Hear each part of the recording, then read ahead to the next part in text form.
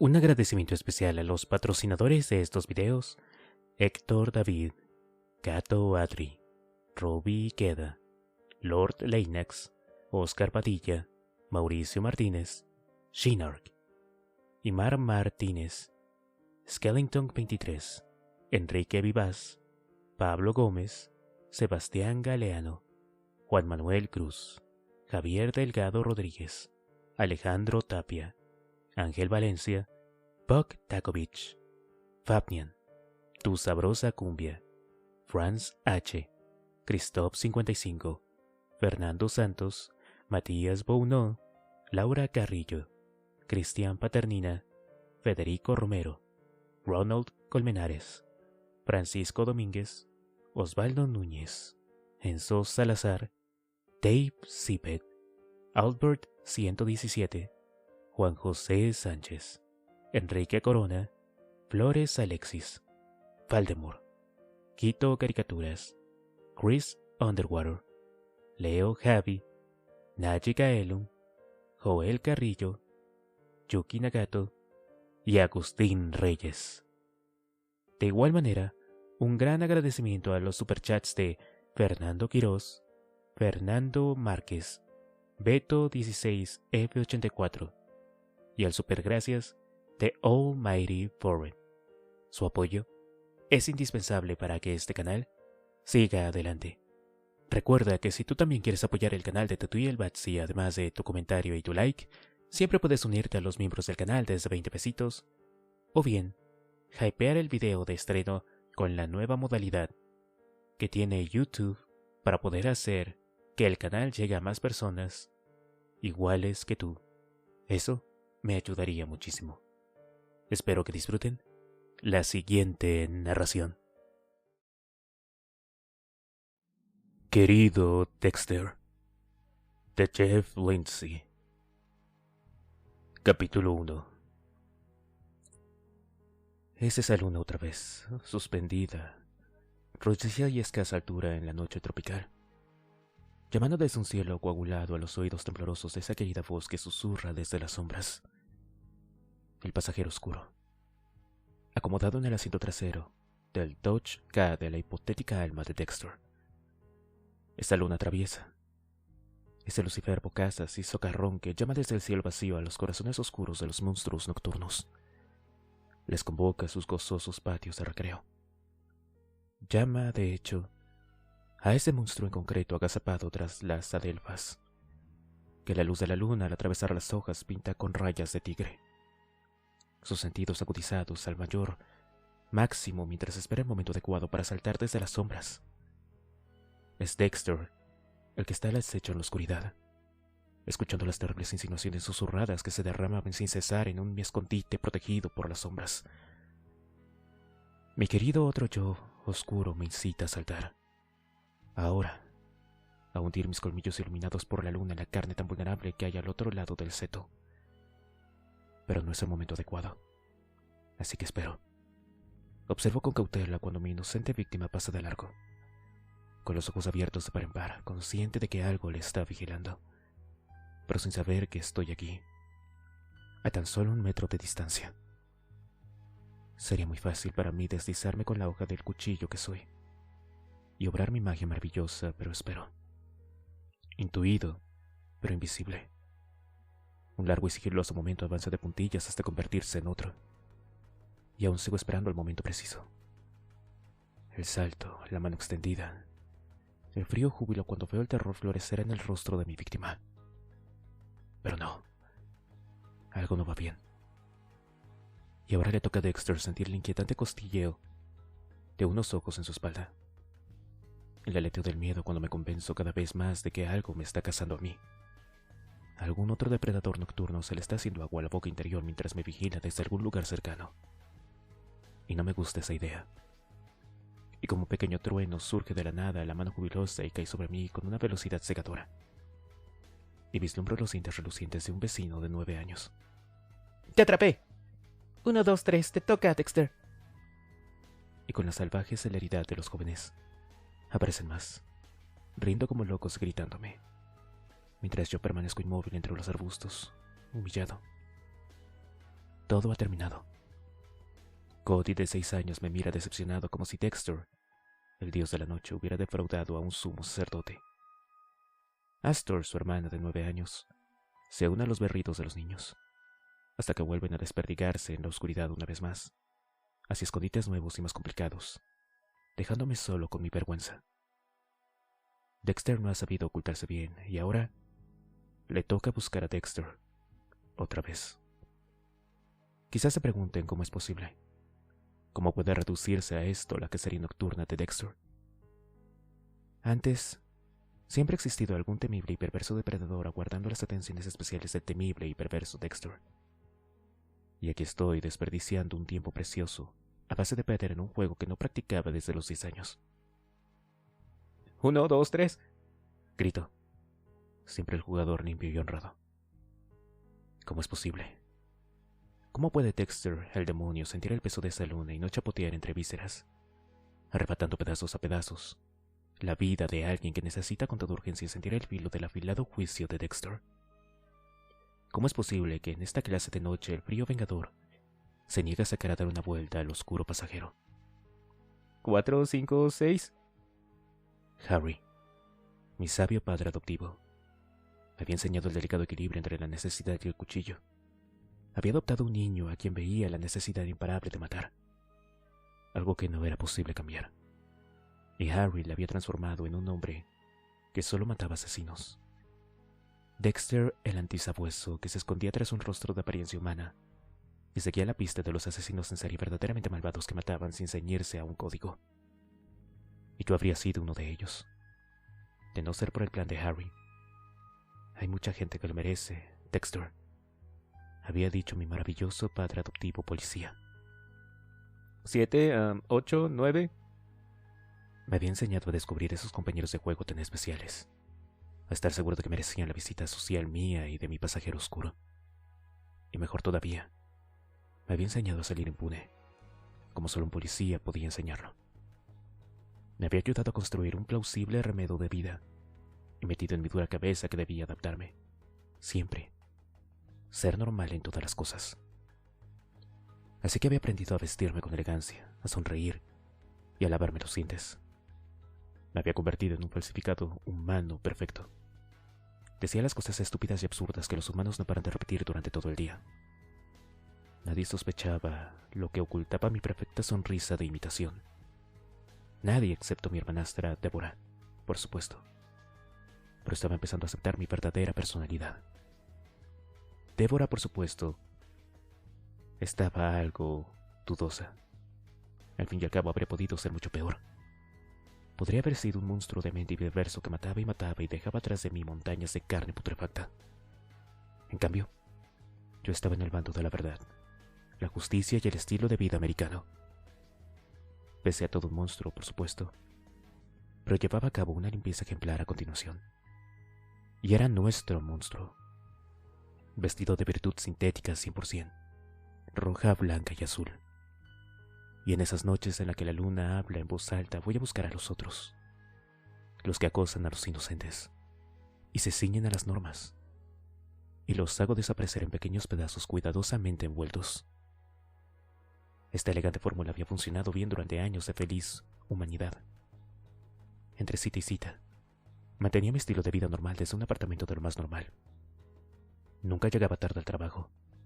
Hacía las bromas de rigor con los colegas y era útil y discreto en todas las cosas, tal como Harry me había enseñado. Mi vida como androide era pulcra, equilibrada, y poseía un valor social redentor auténtico.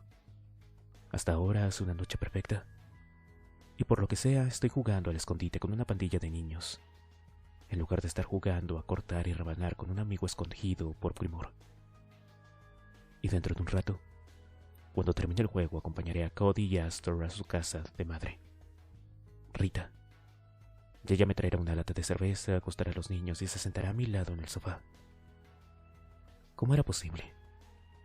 ¿El pasajero oscuro se iba a jubilar antes de tiempo? ¿Se había ablandado Dexter? ¿Había doblado la esquina de un pasillo largo y oscuro y salido por donde no debía convertido en Dexter el hogareño? Volvería a colocar esa única gota de sangre en la placa de cristal, como siempre hacía. El trofeo cobrado de la cacería. 10. Preparados o no, allá voy. Sí, ya lo creo. Allá iba. ¿Pero hacia qué? Empezó por supuesto con el sargento Doakes. Todos los superhéroes han de tener un archienemigo y el mío era él. Yo no le había hecho absolutamente nada, pero él había decidido acostarme, apartarme de mi buena obra, a mí y a mi sombra. Y lo más irónico, a mí, un forzado analista de muestras de sangre de la misma fuerza de policía que le daba empleo a él. Estábamos en el mismo equipo. ¿Era justo que me persiguiera así? ¿Solo porque de vez en cuando me buscaba un pluriempleo? Conocí al sargento Doakes mucho mejor de lo que yo deseaba, mucho más de lo que daba de sí nuestra relación profesional. Me había impuesto la tarea de investigarle por un sencillo motivo. Nunca le había caído bien, a pesar de que me enorgullezco de ser encantador y amable, con auténtica clase. Pero daba la impresión de que Doakes sabía que todo era pura fachada. Toda mi elaborada cordialidad rebotaba en él como insectos en un parabrisas. Esto despertó mi curiosidad, como es natural. Lo digo en serio. ¿A qué clase de persona podía caerle mal? Por eso lo había estudiado un poco y lo descubrí. La clase de persona a la que podía caerle mal, Dexter el Jovial tenía 48 años. Era afroamericano y ostentaba el récord de levantamiento de pesas del departamento. Según las habladurías que había cazado al vuelo, era veterano del ejército y desde que había llegado al departamento había estado implicado en varios tiroteos fatales, en todos los cuales asuntos internos lo había exonerado de culpa. Pero lo más importante de todo esto era que había descubierto por mí mismo que, detrás de la profunda ira que siempre ardía en sus ojos, acechaba un eco de la risita de mi pasajero oscuro. Era tan solo el levísimo tañido de una campana muy pequeña, pero yo estaba seguro. Doakes compartía espacio con algo, al igual que yo. No era lo mismo, pero sí algo muy similar. Una pantera, como en mi caso, era un tigre. Doakes era policía, pero también un asesino sin escrúpulos. No tenía pruebas, pero estaba tan seguro que no me hacía falta verle aplastar la laringe de un plateón imprudente. Un ser razonable pensaría que tal él y yo podríamos encontrar un territorio en común, tomar una taza de café y comparar nuestros pasajeros, intercambiar detalles y trivialidades sobre técnicas de desmembramiento. Pero no. Doakes me quería muerto, y a mí me costaba compartir ese punto de vista. Doakes había estado trabajando con el detective LaGuardia en el momento de su sospechosa muerte, y desde entonces sus sentimientos hacia mí habían superado la frontera de la simple antipatía. Doakes estaba convencido de que yo tenía algo que ver con la muerte de LaGuardia. Esto era totalmente falso y completamente injusto. Yo me había limitado a mirar. ¿Qué tiene eso de malo? Claro que había ayudado a escapar al verdadero asesino, pero ¿qué se podía esperar de mí? ¿Qué clase de persona entregaría a su propio hermano? Sobre todo cuando hacía un trabajo tan pulcro. Bien, siempre he dicho, vive y deja vivir. O muy a menudo, en cualquier caso. Que el sargento Doakes pensara lo que le diera la gana, a mí me daba igual. Todavía hay pocas de ellas contra el acto de pensar, aunque estoy segura de que en Washington se están esforzando al respecto. No. Fueran cuales fueran las sospechas que el buen sargento abrigaba sobre mí, buen provecho le hicieron. Pero ahora que había decidido actuar siguiendo sus impulsos y sus pensamientos impuros, mi vida era toda confusión. Dexter el descarriado se estaba convirtiendo a marchas forzadas en Dexter el demente. ¿Y por qué? ¿Cómo había empezado este mal rollo? Solo había intentado ser yo mismo. Capítulo 2. De vez en cuando hay noches en las que el oscuro pasajero ha de salir a jugar. Es como sacar a pasear al perro. Puedes ignorar los ladridos y los arañazos en la puerta durante un rato, pero tarde o temprano hay que sacar a la bestia. No mucho después del funeral de la detective en la huerta, llegó un momento en que parecía razonable escuchar los susurros procedentes del asiento trasero y empezar a planificar una pequeña aventura. Había encontrado a un compañero de juegos ideal, un vendedor de bienes raíces muy convincente pero poco de fiar llamado McGregor. Era un hombre feliz y jovial al que le encantaba vender casas a familias con hijos, especialmente con niños pequeños. McGregor era muy aficionado a los niños de entre 5 y 7 años. Yo estaba seguro de que su afición había resultado mortal para 5 de estos niños como mínimo, y era muy probable que para unos cuantos más. Era inteligente y cuidadoso, y sin una visita de Dexter al pasajero oscuro explorador, seguiría de suerte durante mucho tiempo más. Es difícil culpar a la policía, al menos en esta ocasión.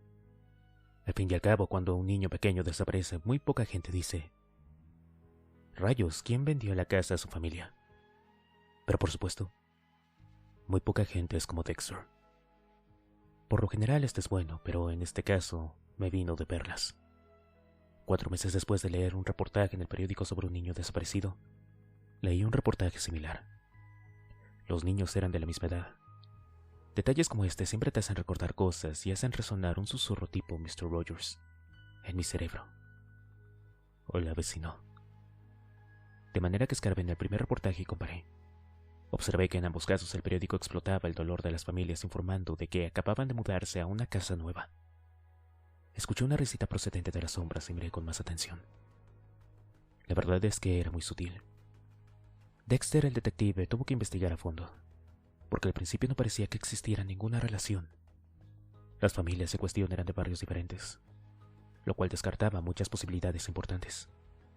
Frecuentaban iglesias diferentes.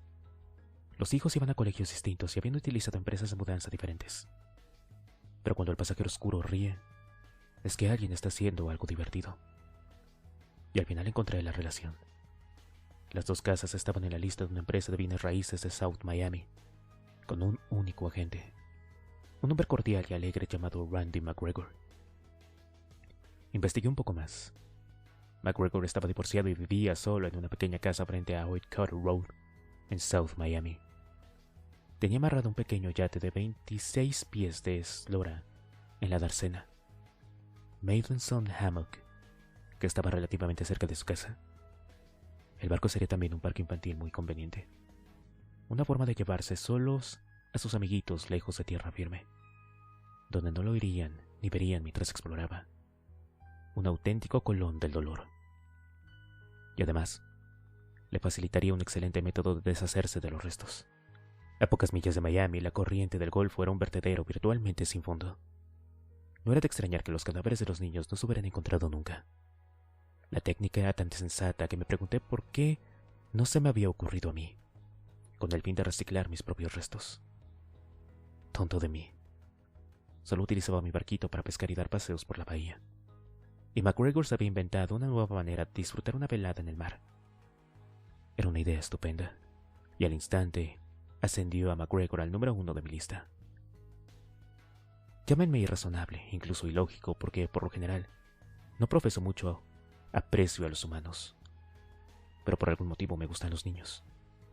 Cuando descubro a un acosador de niños es como si hubieran deslizado $20 en el bolsillo del oscuro jefe de comedor para saltarse la cola. De buen grado desataría el cordel de terciopelo y dejaría entrar a McGregor, suponiendo que estuviera haciendo lo que daba la impresión de estar haciendo. Tenía que estar seguro al 100%, desde luego. Siempre había intentado evitar las equivocaciones. Y sería una pena empezar ahora, aunque se tratara de un vendedor de bienes raíces. Se me ocurrió que la mejor forma de asegurarme sería visitar el barco en cuestión. Por suerte para mí, el día seguía lloviendo, como suele ocurrir todos los días de julio.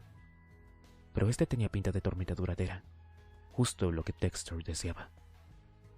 Me marché temprano del laboratorio forense de la policía de Miami y me dirigí por Loughin hasta Whitewater Road. Me desvié a la izquierda para entrar en Maidenson Hammock, tal como había esperado. Parecía desierto, pero sabía que a unos 100 metros más adelante había una caseta de vigilancia donde alguien aguardaría con ansia la oportunidad de aceptar $4 a cambio del gran privilegio de entrar en aquel parque. Parecía una buena idea no hacer acto de aparición en la caseta de vigilancia. Ahorrar los $4 también era muy importante, por supuesto. Pero lo fundamental estribaba en que presentarme en mitad de semana en un día lluvioso era muy poco discreto. Y procuro rehuir a esas ocasiones, sobre todo cuando me dedico a mi afición. A la izquierda de la carretera había un pequeño aparcamiento que se utilizaba como zona de picnic. Un antiguo refugio de roca coralina para excursionistas se alzaba junto a un lago a la derecha. Aparqué el auto y me puse un chaquetón amarillo rabioso, muy apropiado para días como este. Me sentí muy marinero y con la indumentaria ideal para entrar a hurtadillas en el barco de un pedófilo asesino. Por otra parte, era cualquier cosa menos discreto, pero eso no me preocupaba demasiado. Tomaría el carril bici que corría paralelo a la carretera. Estaba oculto por un manglar, y en el improbable evento de que la guardia asomara la cabeza, solo vería una mancha amarilla que pasaba corriendo. Un tipo deportista que salía a dar su trote de las tardes, lloviera o hiciera sol. Recorría el trote, en efecto, más o menos medio kilómetro del carril. Tal como esperaba, el guardia de la caseta no dio señales de vida, y yo corrí hasta el aparcamiento grande que había junto al agua.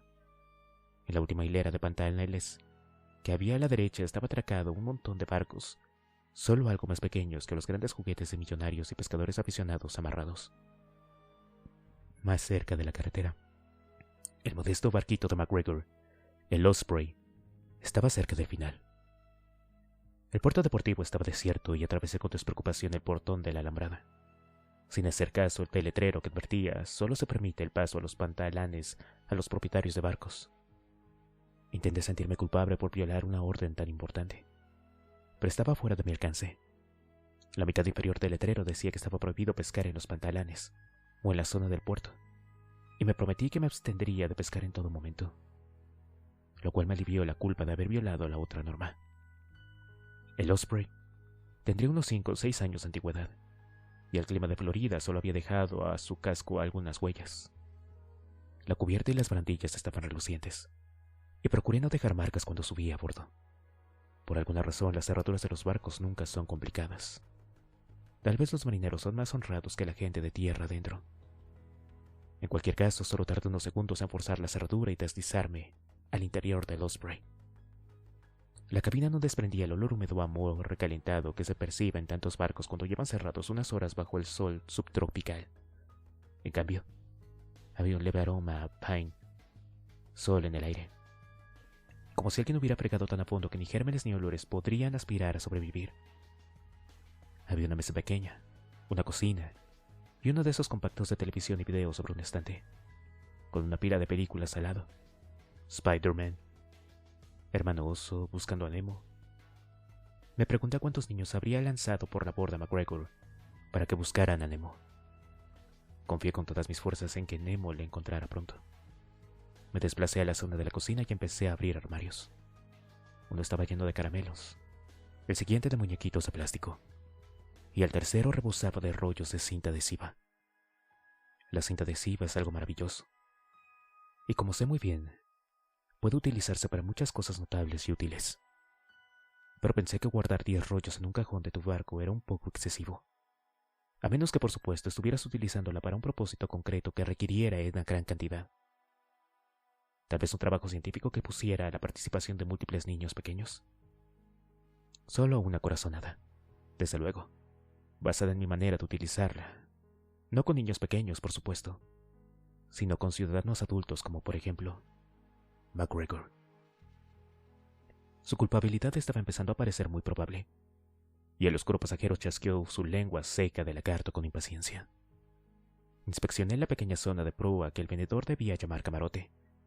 La cama no era tremendamente elegante, sino un delgado colchón de goma espuma sobre un compartimiento. Toqué el colchón y crujió bajo la tela, un revestimiento plastificado. Empujé el colchón a un lado. Había 4 pernos de aro atornillados al compartimiento, uno en cada esquina. Levanté la trampilla que daba acceso al compartimiento.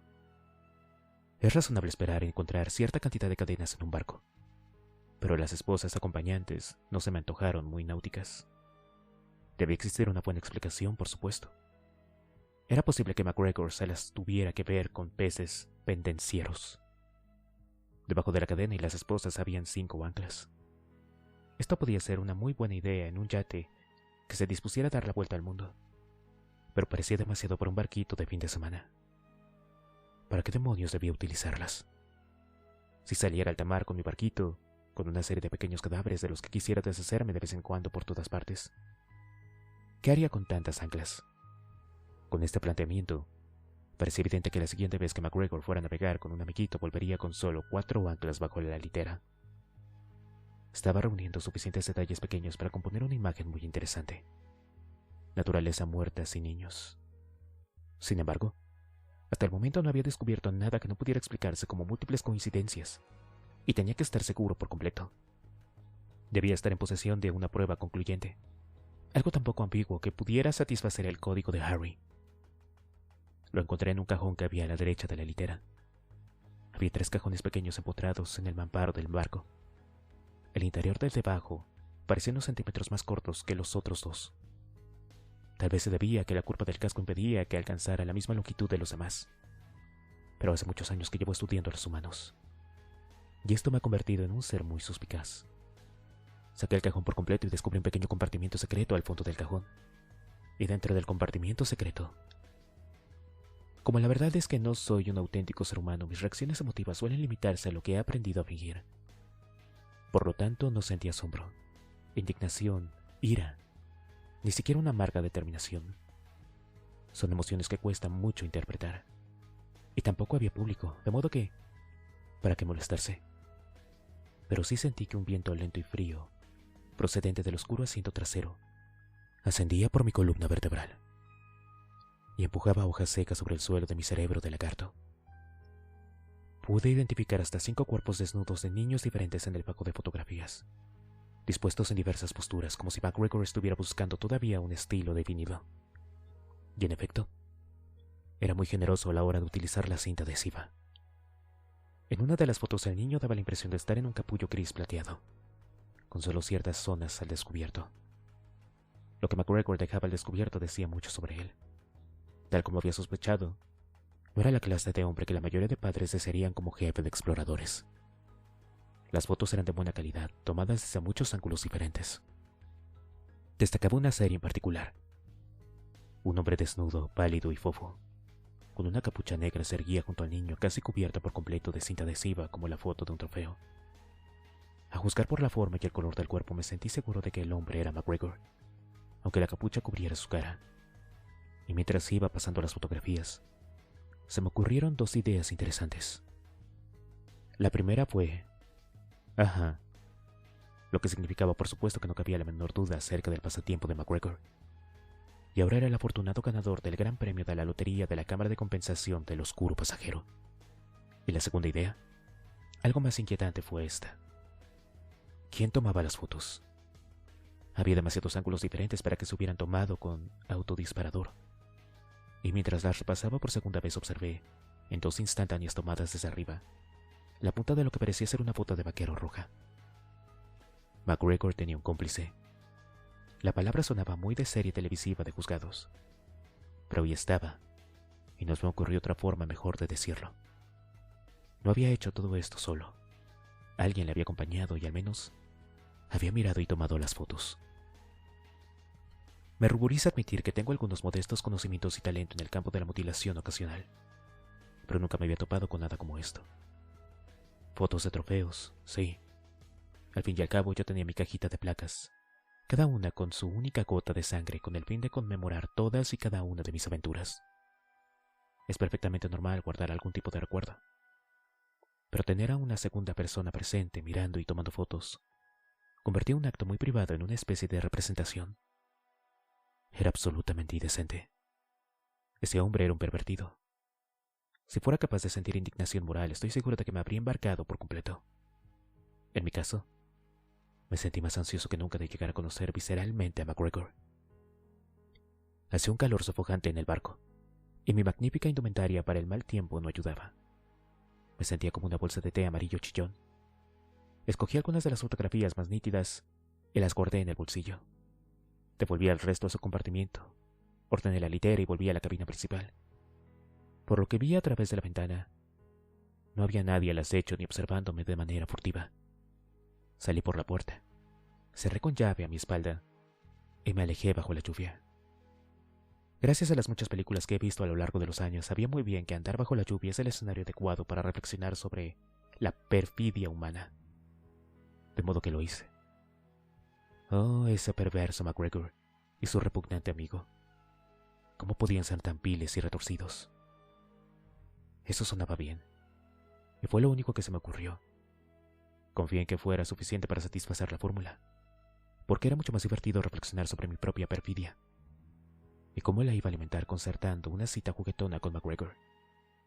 Experimenté una oleada de oscuro placer en mi interior que ascendía desde las mazmorras más oscuras del castillo Dexter e inundaba los vertederos. Pronto caería sobre McGregor. Ya no había espacio para la duda. El propio Harry reconocería que las fotografías eran una prueba más que suficiente, y una risita ansiosa procedente del oscuro asiento trasero santificó el proyecto. McGregor y yo iríamos a explorar juntos, y además, el premio especial de encontrar a su amigo de las botas de vaquero. Tendría que seguir a McGregor lo antes posible, por supuesto. No había descanso para los perversos. Era como unas rebajas de 2 por el precio de 1. Algo absolutamente irresistible. Absorto en mis felices pensamientos, ni siquiera era consciente de la lluvia mientras volvía a grandes zancadas hasta mi auto. Estaba decidido. Tenía mucho que hacer. Capítulo 3. Siempre es una mala idea seguir una rutina regular, sobre todo si es un pedófilo homicida que ha llamado la atención de Dexter el Vengador. Por suerte para mí, nadie había comunicado a McGregor esta información vital, por lo cual me resultó muy fácil localizarlo cuando salí de su oficina a las 6:30 de la tarde, como cada día. Salió por la puerta de atrás, la cerró con llave y subió a su Grand Ford de doble tracción, un vehículo perfecto para transportar a gente a ver casas, o para cargar niños atados como paquetes hasta el muelle. Se internó en el tráfico y yo le seguí hasta su modesta casa de la calle 80. Pasaba bastante tráfico junto a la casa. Me desvié por una pequeña calle lateral situada a media manzana de distancia y aparqué en un sitio discreto, desde el que gozaba buena vista. Había un seto alto y espeso que corría por el otro lado de la parcela de McGregor, lo cual impediría a los vecinos ver lo que pasaría en su patio. Me quedé sentado en el auto fingiendo que examinaba un plano. Durante unos 10 minutos, lo suficiente para trazar un plan y asegurarme de que mi presa no iba a ningún sitio. Cuando salió de la casa y se puso a pasear por el patio, sin camisa y con unos pantalones cortos de madras muy gastados, ya sabía cómo iba a hacerlo. Volví a casa para prepararme. Pese al hecho de que por lo general gozo de un estupendo y sano apetito, siempre me cuesta comer antes de mis pequeñas aventuras. Mi socio interior se pone a temblar de impaciencia. La luna parlotea cada vez más alto en mis venas, mientras la noche se desliza sobre la ciudad, y los pensamientos sobre comida se me empiezan a antojar muy vulgares. Por eso, en lugar de disfrutar una buena cena rica en proteínas, pasé de un lado a otro de mi apartamento ansioso por empezar, pero lo bastante sereno para esperar, dejando que el diurno Dexter se fundiera en silencio con el fondo y sintiera la embriagadora oleada de poder que se produjo cuando el pasajero oscuro se sentó poco a poco ante el volante y echó un vistazo a los controles. La sensación de dejarme empujar hacia el asiento trasero y permitir que el pasajero condujera siempre era jubilosa. Da la impresión de que los bordes de las sombras se afilan y la oscuridad se desvanece en un gris vívido que define mucho más que todas las cosas. Los sonidos leves se oyen fuertes y claros. La piel me hormiguea. Mi respiración es ruidosa y hasta el aire cobra vida con olores que no percibía durante el día aburrido y normal. Nunca estaba más vivo que cuando el pasajero oscuro conducía. Me obligué a seguir sentado en mi butaca sin moverme de ella, mientras sentía que la necesidad rodaba sobre mí y me impulsaba a entrar en acción. Cada vez que respiraba era como si un chorro de aire fresco me atravesara, un ser cada vez más grande y luminoso. Cada que me convertía en un enorme e invisible faro de acero, dispuesto a abrirme paso a cuchilladas entre la ciudad sumida en la oscuridad. Y después, mi butaca se convirtió en un objeto estúpido, un escondite de ratones, y solo la noche era lo bastante grande. Y llegó el momento. Salimos a la noche luminosa. Sentí el martilleo de la luz de la luna y el perfume a rosas muertas de la noche de Miami sopló sobre mi piel. Y llegué casi en un momento a las sombras arrojadas por el seto de McGregor, vigilando, esperando y escuchando. Solo de momento la cautela que se enroscaba alrededor de mi muñeca y susurraba paciencia. Parecía patético que el tipo no fuera capaz de ver algo que brillaba tanto como yo, y la idea disparó otra oleada de energía. Me puse mi máscara de seda blanca y me dispuse a empezar. Poco a poco, como si fuera invisible, me alejé de la oscuridad del seto y dejé un teclado de piano infantil de plástico debajo de una ventana, escondiéndolo bajo una mata de gladiolos para que no lo viera enseguida. Era de colores rojos y azul brillantes. Medía menos de 30 centímetros y solo tenía 8 teclas. pero repetiría las mismas 4 melodías incesantes hasta que se gastara la pila. Lo conecté y volví al escondite del seto. Sonó Jingle Bells y después Oit McDonald. Por algún motivo faltaba una frase clave en cada canción, pero el jugueteo atacó. London Bridge, con el mismo tono lunático o alegre. Era suficiente para enloquecer a cualquiera, pero tenía que surtir el efecto doble en alguien como McGregor, que vivía para los niños. En cualquier caso, eso esperaba yo. Había elegido a propósito el juguetito para hacerle salir, y la verdad es que confiaba en que pensaría que le habían descubierto, y que del infierno había venido un juguete para castigarle. Al fin y al cabo, ¿por qué no he de disfrutar de lo que hago? Por lo visto funcionó. Estábamos tan solo en la tercera repetición de London Bridge cuando salió dando tumbos en la casa, con los ojos desorbitados a causa del pánico. Se quedó inmóvil un momento, paseó la vista a su alrededor. Daba la impresión de que el ralo pelo rojizo había sido víctima de una tormenta y su pálido estómago colgaba un poco sobre la cintura del sucio pantalón del pijama. No me pareció terriblemente peligroso, pero yo no era un niño de 5 años, claro está. Al cabo de un momento durante el cual siguió boquiabierto y rascándose como si estuviera posando para una estatua del dios griego de la estupidez, McGregor localizó el origen del sonido. Volvía a sonar Jingle Bells. Avanzó y se agachó un poco para tocar el pequeño teclado de plástico, y ni siquiera tuvo tiempo de sorprenderse cuando ya le había pasado alrededor del cuello un nudo del sedal capaz de aguantar un peso de 20 kilos. Se enderezó y por un momento pensé que iba a resistirse. Tiré con más fuerzas y desechó la idea. «¡Basta de lucha!», dijimos con nuestra fría, autoritaria voz del pasajero. «Vivirás más». Oyó su futuro en las palabras y creyó que podría cambiarlo. De manera que tiré con fuerza de la correa y seguí así hasta que su rostro se puso morado y cayó de rodillas. Antes de que perdiera el conocimiento por completo, aflojé la presa. «Obedece una vez», dijimos. Él no dijo ni pío. Inhaló varias largas y penosas bocanadas de aire sin aliento, de modo que apreté el sedal un poco. «¿Entendiste?», preguntamos y el hombre sintió, así que le dejé respirar. Ya no intentó rebelarse cuando le arrastré hasta la casa para que recorriera toda la mesa para pasar las llaves del auto, y luego subimos a su gran 4x4. Me senté en el asiento trasero sin dejar de sujetarla con el lazo, permitiéndole respirar justo lo suficiente para que siguiera con vida de momento. «Pon en marcha el auto», le dijimos y vaciló. «¿Qué quieres?», preguntó con una voz como grava recién fabricada. «Todo», dijimos. «Pon en marcha el auto». «Tengo dinero», dijo, y tiré de la cuerda. «Cómprame un niño entonces», dijimos. Tiré con fuerza unos segundos, demasiado para que respirara y lo suficiente para que informarle de que nosotros mandábamos. Nosotros sabíamos lo que había hecho, y nosotros le dejaremos respirar solo cuando nos diera la gana a partir de ese momento. Y cuando aflojé la presa otra vez, no dijo nada. Condujo en la dirección que le ordenamos, subiendo por la calle 80, hasta Old Cutter Road, y después al sur. Casi no había tráfico a esta hora de la noche y entramos a una nueva urbanización que había estado creciendo al otro lado de Snaper Creek. La construcción se había detenido después de que el propietario fuera condenado por blanqueo de dinero, de modo que nadie nos interrumpiría. Guiamos a McGregor a través de una caseta de vigilancia a medio construir. Rodeamos una pequeña rotonda.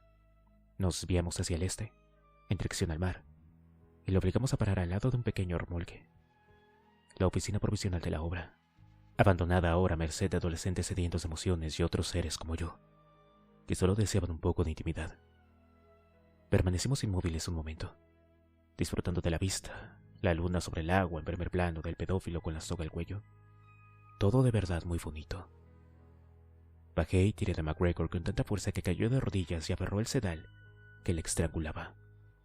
Le miró un instante toser y babear en la tierra. Su rostro se puso morado de nuevo y sus ojos se tiñeron de rojo.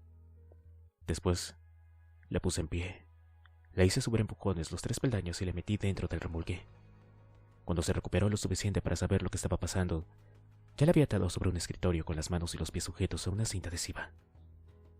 McGregor intentó hablar, pero en cambio tosió. Esperé. Después de todo teníamos mucho tiempo. «Por favor», dijo al fin con una voz como arena sobre cristal. «Te daré lo que quieras».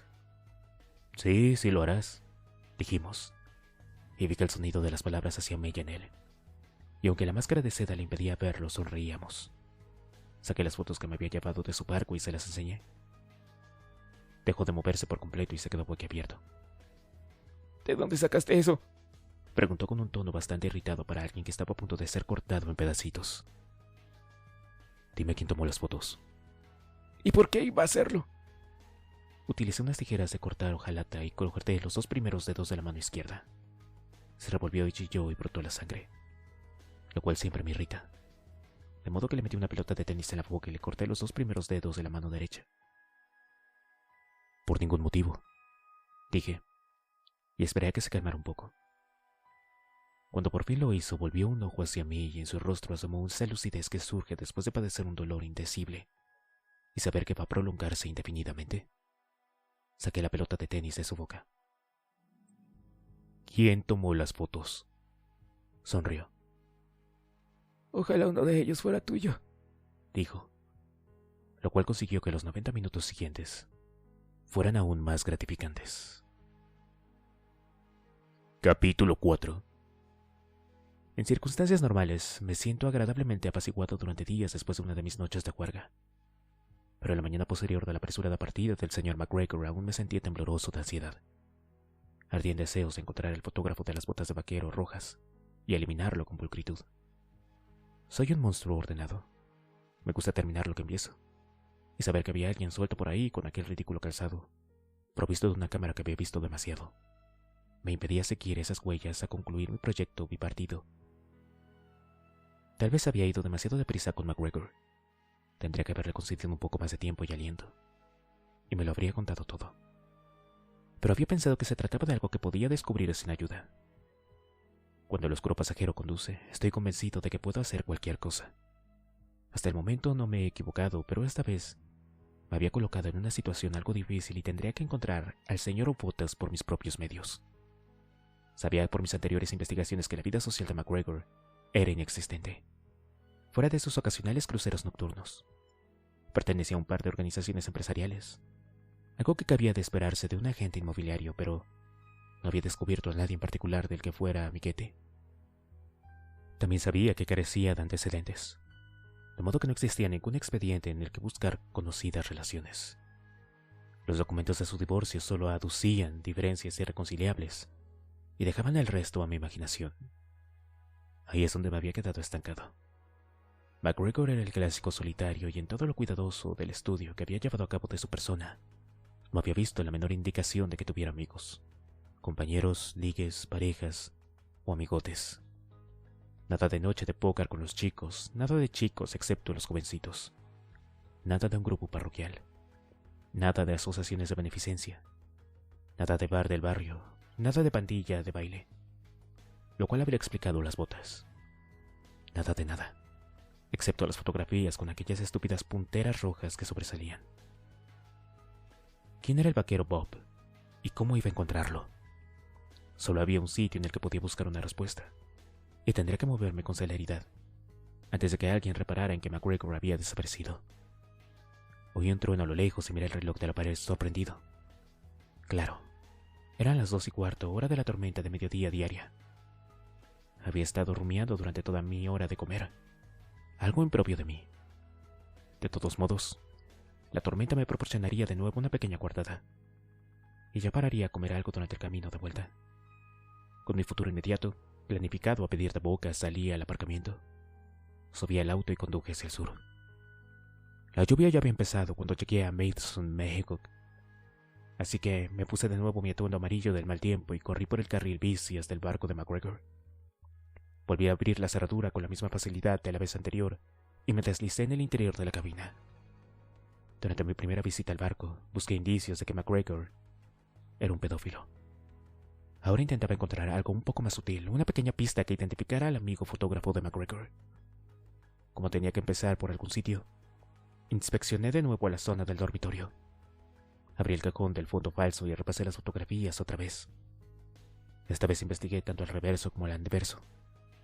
La fotografía digital ha conseguido que el trabajo detectivesco sea mucho más difícil, y no había señales de ningún tipo en las fotos, ni paquetes de película vacíos con números de serie, a los que pudiera seguir la pista. Cualquier idiota podría descargar unas fotos de su disco duro e imprimirlas a voluntad. Incluso alguien con un gusto tan nauseabundo en cuestión de calzado. No me parecía justo. ¿Acaso los ordenadores no debían facilitarnos las cosas? Cerré el cajón y registré el resto de la zona, pero no había nada que no hubiera visto antes. Algo desalentado volví a la cabina principal. También había varios cajones y los registré. Cintas de videos, muñequitos, la cinta adhesiva, todo lo que ya había visto. Y ninguno de esos objetos me decía nada. Saqué la montaña de cinta adhesiva pensando que tal vez sería una pena dejarla abandonada. Di la vuelta al rollo del fondo, y allí estaba. Es mejor tener suerte que ser listo. Ni en 1.000.000 de años habría soñado con algo tan bueno.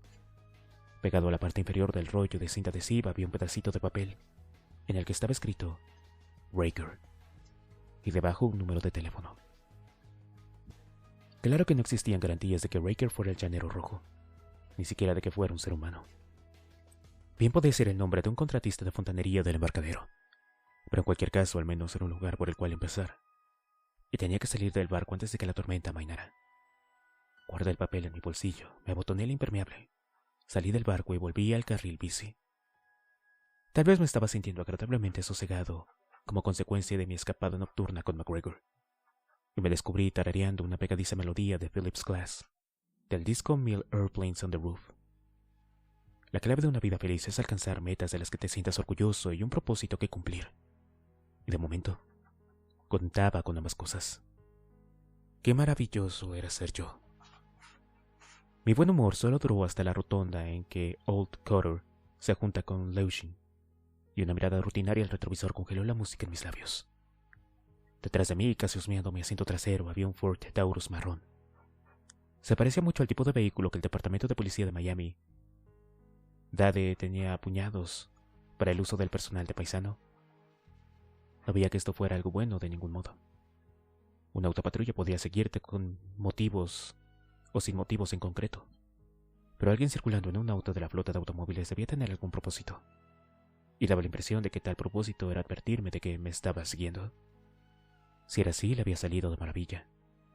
Debido al brillo del parabrisas no podía ver quién conducía, pero de repente se me antojó muy importante saber cuánto rato hacía que me estaba siguiendo el auto, quién iba al volante y cuánto había visto el conductor. Me desvié por una pequeña calle lateral, frené y aparqué, y el Taurus aparcó justo detrás de mí. Por un momento no pasó nada. Los dos seguimos sentados en nuestros respectivos autos, a la espera. ¿Me iba a detener? Si alguien me había seguido desde el embarcadero, podía significar algo muy malo para el apuesto, Dexter. Tarde o temprano alguien se fijaría en la ausencia de McGregor, y hasta la investigación más rutinaria descubriría la existencia de su barco.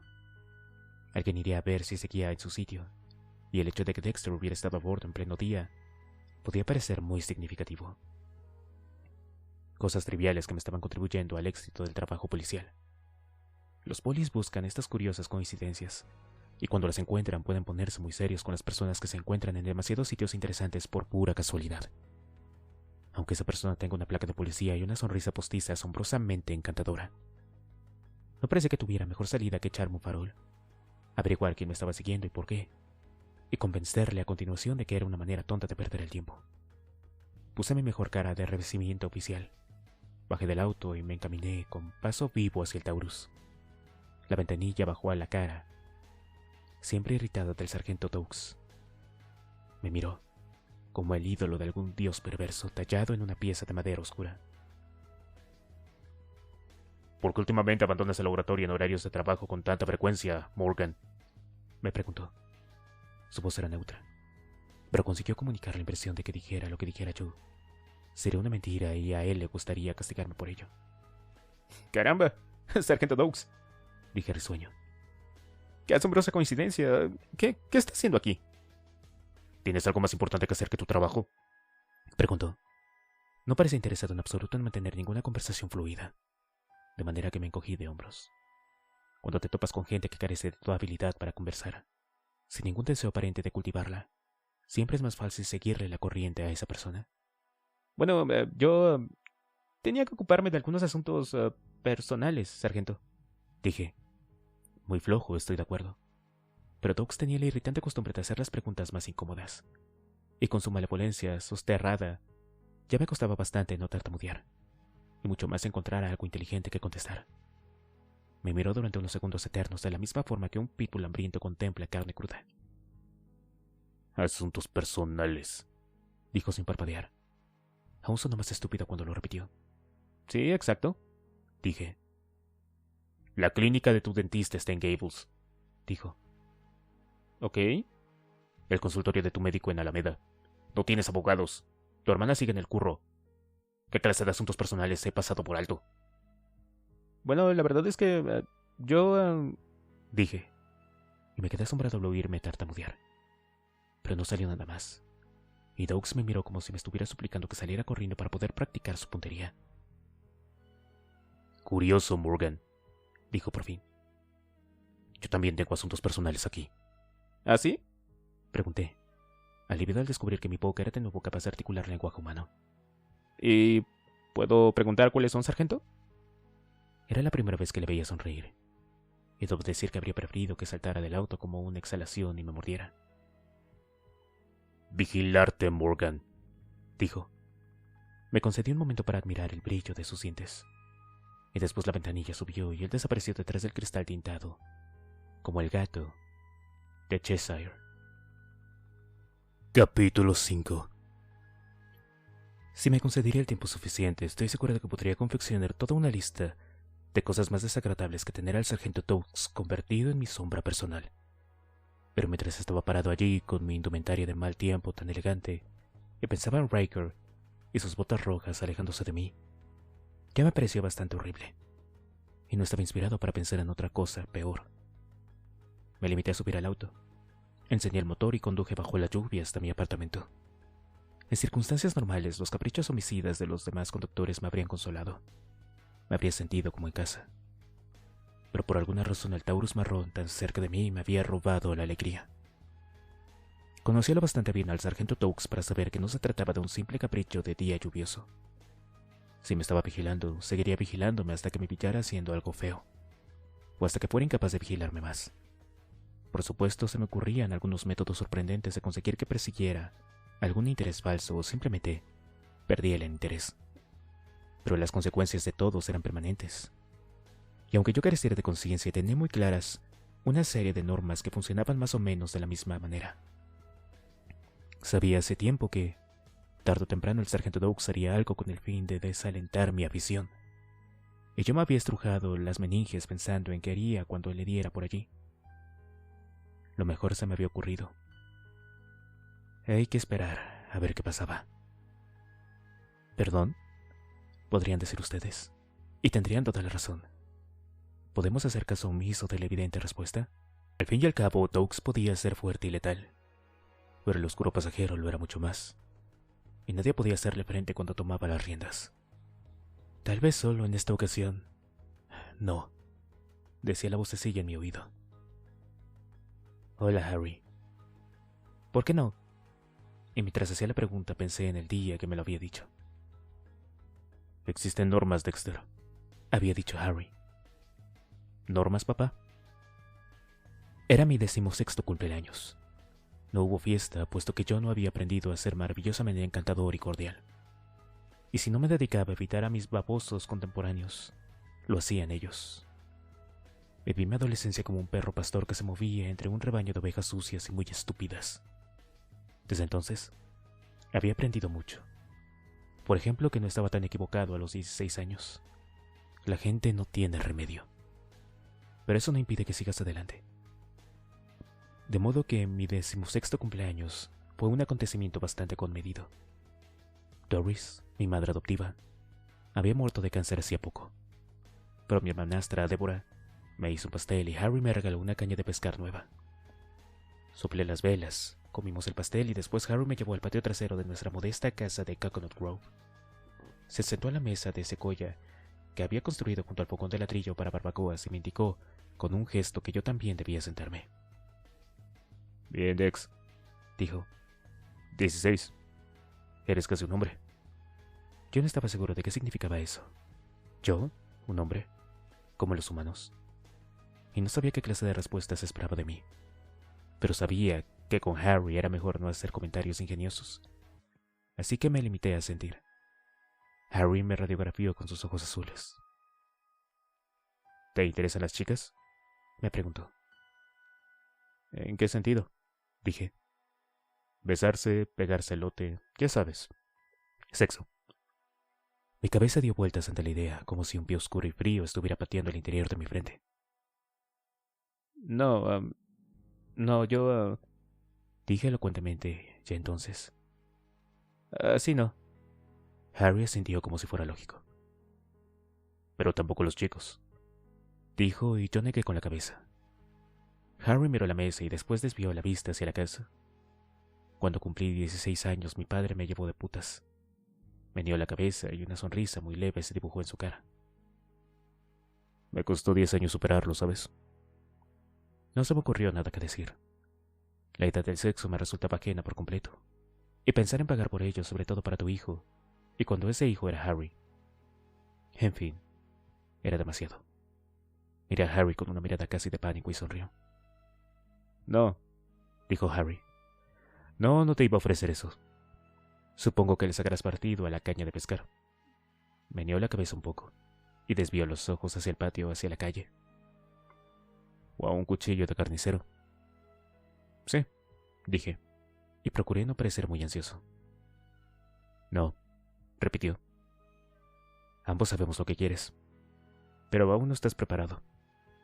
Desde la primera vez que Harry había hablado de lo que yo era, en una memorable excursión de camping 2 años antes, habíamos empezado a prepararme, a reorientarme, en palabras de Harry, como un joven humano artificial corto de entenderas. Estaba ansioso por iniciar mi feliz carrera, pero Harry me contenía porque Harry siempre lo supo. Puedo ser cuidadoso, dije. Pero no perfecto, replicó. Existen reglas, Dexter. Es preciso. Eso es lo que te diferencia de los demás. Pasar desapercibido, dije. No dejar rastros, no correr riesgos. Harry me dio con la cabeza. Lo más importante antes de empezar, has de estar seguro de que esa persona lo merece de verdad. Ni yo mismo sé el número de veces que, sabiendo que alguien era culpable, he tenido que soltarlo. Aguantar la mirada y la sonrisa burlona del bastardo, y tú lo sabes y él lo sabe. Pero has de abrirle la puerta y dejarlo ir. Apretó la mandíbula y dio un puñetazo sobre la mesa de picnic. Tú no tendrás que hacerlo. Pero debes de estar seguro, por completo, Dexter. Y aunque estés completamente seguro, alzó una mano en el aire con la palma hacia mí. Consigue pruebas. No hay que presentarles nada ante el tribunal, gracias a Dios. Lanzó un breve y amargo ronquido y luego una carcajada. Nunca llegarías a ningún sitio. Pero necesitas pruebas, Dexter. Eso es lo más importante. Golpeó la mesa con los nudillos. Has de conseguir pruebas. Pero incluso entonces... Calló. Una pausa poco habitual en Harry. Y yo esperé sabiendo que se avecinaba algo difícil. A veces incluso entonces vas a tener que dejarlos ir. Da igual lo mucho que se lo merezcan, si ellos también son llamativos. Si va a suscitar demasiada atención, déjalo correr. Bien, eso era. Como siempre, Harry tenía la respuesta para mí. Siempre que me sentía inseguro, oía a Harry susurrando en mi oído. Estaba seguro, pero no tenía pruebas de que Toux era algo más que un policía suspicaz y colérico, y trocear a un poli era algo que sin duda indignaría a la ciudad. Después de la reciente muerte prematura de la detective La Huerta, la jerarquía policial se pondría un poco sensible si un segundo policía desaparecía de la misma manera. Por necesario que pareciera, Toux me estaba vendado. Podía mirar por la ventana el Taurus marrón apostado bajo un árbol, pero no podía hacer nada al respecto, salvo desear que alguna otra solución se presentara de manera espontánea. Por ejemplo, que le cayera un piano encima. Por desgracia, solo me quedaba desear un golpe de suerte. Pero no había suerte esta noche para el decepcionado Dexter, y en los últimos tiempos había escasez de pianos que caían por ventanas en la zona de Miami. De modo que aquí estaba yo, en mi pequeño cuchitril, paseando de un lado a otro, presa de la frustración. Y cada vez que miraba por la ventana, allí estaba el Taurus, aparcado al otro lado de la calle. El recuerdo de lo que había estado imaginando tan feliz solo una hora antes martillaba en mi cabeza. ¿Dexter puede salir a jugar? Claro que no, querido pasajero oscuro. Dexter está en tiempo muerto. No obstante, podía ser algo constructivo, aún acorralado en mi apartamento. Saqué del bolsillo el trozo de papel arrugado que había llevado del barco de McGregor y lo alicé, lo cual dejó que mis dedos pegajosos a causa de la porquería de la cinta adhesiva a la que se había pegado el papel. Riker y un número de teléfono, más que suficiente para introducir los datos en uno de los listines telefónicos a los que podía acceder desde mi ordenador. Y al cabo de pocos minutos, ya lo había hecho. El número pertenecía a un teléfono móvil, que estaba registrado a nombre de un tal Steve Riker, en Tiger Tail Avenue en Coconut Grove. Un poco más de investigación reveló que el señor Riker era fotógrafo profesional. Estoy seguro de que el mundo está lleno de personas llamadas Riker que son fotógrafos. Miré en las páginas amarillas y descubrí que este Riker en particular estaba especializado en algo. Había puesto un anuncio de un cuarto de página que rezaba: "Recuérdalos tal como son ahora". Riker estaba especializado en fotos de niños. La teoría de la coincidencia podía descartarse.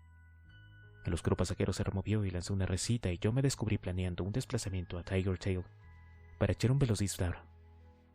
De hecho, no estaba lejos. Podía acercarme en auto ahora y dejar que el sargento Doakes continuara pisándole los talones a Dexter. Espléndida idea, viejo amigo. Eso ahorraría a Doakes un montón de aburrido trabajo de investigación cuando Riker desapareciera por fin algún día. Podría pasar de toda la rutina habitual y venir por mí.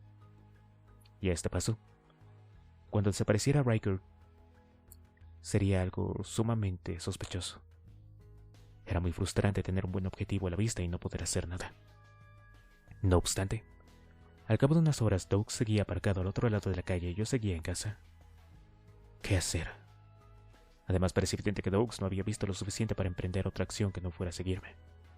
Lo peor era que, si perseveraba en su vigilancia, me vería obligado a continuar personificando a la rata del laboratorio de buenos modales, evitando cualquier cosa más letal que la hora punta de la autopista de Palmetto. Eso no podía ser. Sentía cierta presión no solo del pasajero, sino del reloj. Antes de que pasara mucho tiempo, necesitaba encontrar alguna prueba de que Riker era el fotógrafo que tomaba las fotos de McGregor. Y si lo era, entablar una aguda y puntiaguda conversación con él. Si se enteraba de que McGregor había pasado a mejor vida, saldría pitando. Y si mis colegas de la comisaría se daban cuenta, las cosas podrían ponerse muy feas para el apuesto Dexter. Pero al parecer Doakes se había instalado para una larga estancia, y de momento no podía hacer nada al respecto. Era de lo más frustrante pensar que Riker podía andar por ahí a sus anchas, en lugar de estar maniatado de pies y manos con cinta aislante. Homicidus interruptus. El pasajero oscuro emitió un leve gemido y rechinó sus dientes mentales. Y aunque yo comprendía cómo se sentía, no podía hacer otra cosa que pasear de un lado a otro. Ni siquiera eso me servía de consuelo. Si continuaba así, abriría un agujero en la alfombra y nunca recuperaría la fianza del alquiler del apartamento. Mi instinto era algo que desviaría a Doakes de la pista, pero no era un sabueso normal. Solo se me ocurría una cosa capaz de alejar el olor de su hocico tembloroso y ansioso. Que había alguna posibilidad de que pudiera agotarle. Aceptar el juego de la espera, ser normal durante tanto tiempo que se viera obligado a tirar la toalla, y volver a su verdadero trabajo de capturar a los auténticos residentes horribles de nuestra bonita ciudad. En este mismo momento, iban por ahí aparcando en doble fila, tirando basura a la calle y amenazando con votar a los demócratas en las próximas elecciones. ¿Cómo podía perder el tiempo con el querido Dexter y su inofensivo pasatiempo? Muy bien. Sería normal hasta que le dolieran los dientes. Tal vez me costaría semanas en lugar de días, pero lo haría. Viviría a tope la vida sintética que había creado con el fin de parecer humano. Y como es el sexo lo que gobierna por lo general a los humanos, empezaría con una visita a mi novia Rita. Novia. Es un término curioso, sobre todo en personas adultas. En la práctica es un término aún más curioso.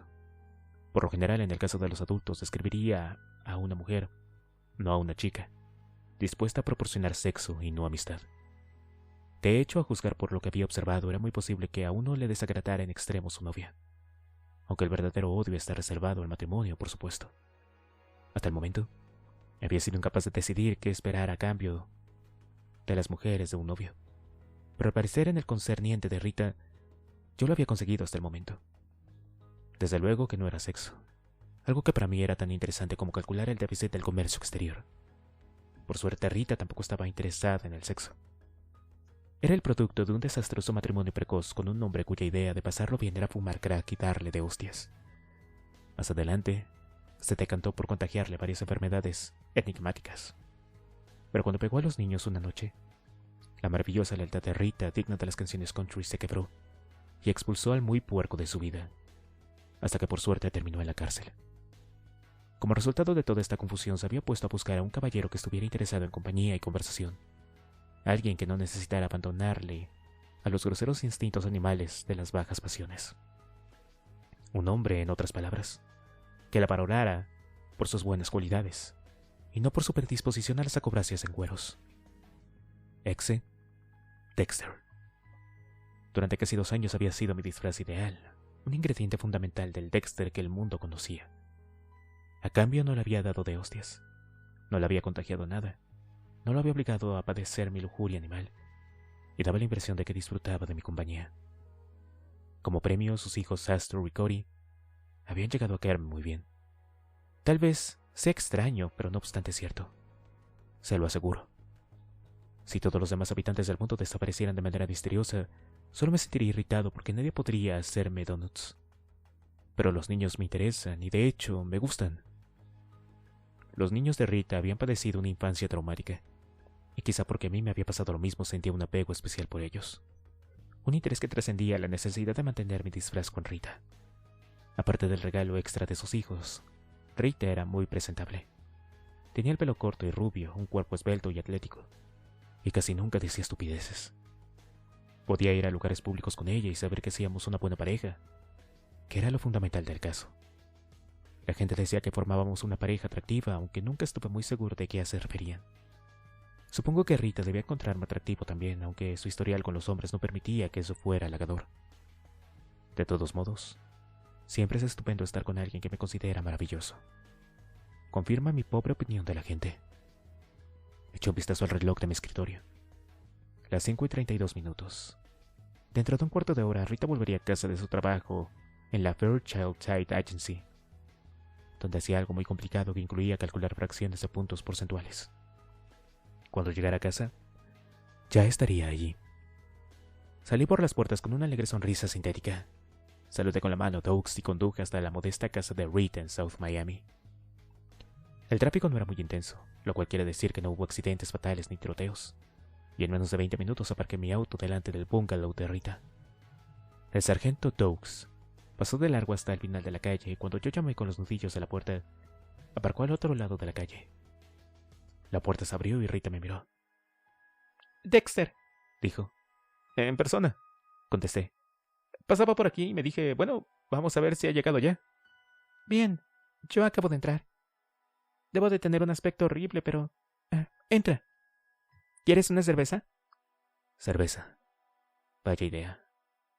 Nunca bebo y no obstante era tan normal, tan perfecto lo de visitar a tu chica después del trabajo, que hasta Douglas debía de estar impresionado. Era el toque maestro.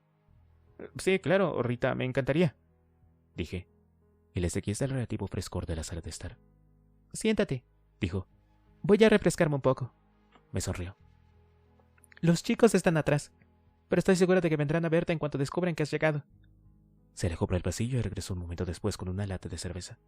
Vuelvo enseguida, dijo, y se encaminó a su dormitorio que se hallaba en la parte posterior de la casa. Me senté en el sofá y miré la cerveza que sostenía en mi mano. No soy bebedor. De hecho, beber no es una costumbre recomendable para los depredadores. Entorpece los reflejos, embota las percepciones y deshace las enmarañadas tramas de la cautela, lo cual siempre me ha sonado como algo muy malo. Pero aquí estaba yo, un diablo en vacaciones, a punto de cometer el sacrificio definitivo, al desprenderme de mis poderes y convertirme en humano. Por eso una cerveza era lo más adecuado para el dipsofóbico Dexter. Tomé un sorbo. El sabor era amargo y flojo, como acabaría yo si tenía que mantener al oscuro pasajero sujeto a su asiento con el cinturón de seguridad durante mucho tiempo. De todos modos, supongo que la cerveza es un gusto adquirido. Tomé otro sorbo. Sentí que resbalaba garganta abajo y me depositaba en mi estómago, y pensé que con todos los nervios y frustraciones del día no había comido nada. Pero qué demonios, solo una cerveza sin alcohol, o como proclamaba con orgullo, cerveza ligera. Supongo que debería sentirme muy agradecido por el hecho de que no hubiera pensado en una forma más ladina de anunciar cerveza. Tomé un gran sorbo. No era tan mala cuando te acostumbrabas. Caramba, era muy relajante. Yo en cualquier otro caso me sentí más relajado que cada sorbo que daba. Otro trago refrescante. No recordaba que hubiera sabido tan bien cuando la probé en la universidad. Entonces era un crío, por supuesto, no el maduro, trabajador y honrado ciudadano que era ahora. Incliné la lata, pero no salió nada. Bien. La lata ya estaba vacía, pero yo seguía cediendo. ¿Podía tolerarse esta situación tan desagradable? Decidí que no. Absolutamente intolerable. De hecho, no pensaba tolerarla. Me levanté y me dirigí a la cocina con firmeza y determinación. Había varias latas más de cerveza ligera en la nevera, y me llevé una al sofá. Me senté, abrí la lata, tomé un sorbo. Mucho mejor que le den ese Deux. Tal vez debería llevar una cerveza, tal vez le relajaría, le tranquilizaría y daría un concluido final a este asunto. Al fin y al cabo estábamos en el mismo bando, ¿verdad? Bebí. Rita volvió con unos pantalones vaqueros cortos y un tope blanco con un diminuto lazo de raso en el escote. Tuve que admitir que estaba muy guapa. Yo era muy bueno a la hora de elegir disfraces. Bien, Dijo mientras se sentaba en el sofá a mi lado. me alegro de verte, así como ha caído el cielo. Sí, no cabe duda, dije. Le dio la cabeza y me miró de una forma rara. ¿Has tenido un mal día en el trabajo? Créeme, un día espantoso, Rita, dije, y tomé un sorbo. Tuve que soltar a un tipo malo, un tipo de verdad muy malo. Vaya, Fruncí el ceño. ¿por qué? Quiero decir, ¿no pudiste? Bueno, créeme que no fue por falta de ganas. Pero sí, no pude. Alcé la cerveza hacia ella. Ya sabes, política. Tomé un sorbo y Rita meneó la cabeza. Aún no me he acostumbrado a la idea de que... O sea, desde fuera todo parece dicho y hecho. Encuentras al malo, lo encarcelas, pero ¿política? O sea, ¿qué hizo? Bueno, contribuyó a matar a algunos niños, dije. No, Exclamó ella con aspecto impresionado. Dios mío, pero algo podrás hacer. Le sonreí. Caramba, lo había captado a la primera. Menuda chavala. No les he dicho que sabía elegir. Has puesto el dedo en la llaga, ¿sabes? Dije, y tomé su mano para echar un vistazo al dedo. Si hay algo que pueda hacer... Y muy bien, además. Palmé su mano y derramé un poco de cerveza. Bueno, sabía que lo entenderías. Ella parecía confusa. ¿Qué clase de...? O sea, ¿qué es lo que vas a hacer? Tomé un sorbo.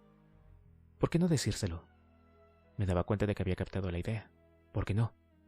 Abrí la boca, pero antes de que pudiera susurrar una sílaba sobre el oscuro pasajero en mi inofensiva visión, Cody y Astor entraron corriendo a la habitación.